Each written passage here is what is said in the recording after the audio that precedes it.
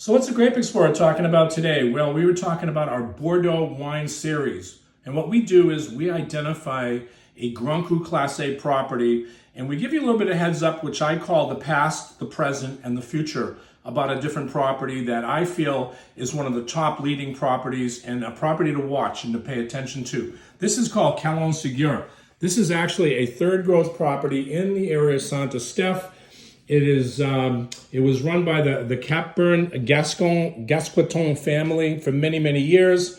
In 2012, it was bought by one of the biggest insurance companies, Survenir Insurance Company. But the real owner of this property, who really should be highlighted today, is the Marquis du Calon.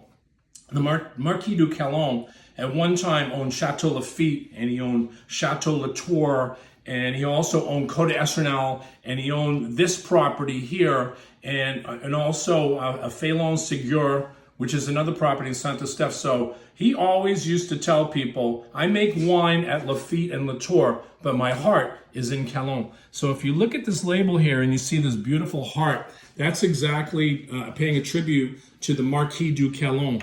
And if you look on the map, which we brought up today, we can see Saint Estephe is all the way to the top. And we've got the Gironde River coming here.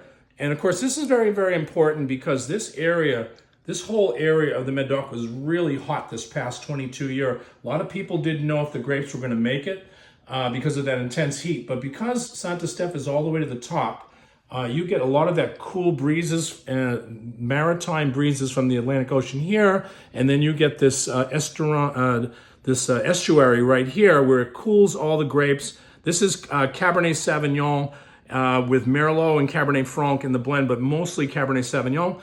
And but this is, you want to highlight this for Saint Estephe because I feel these are the best wines in 2022.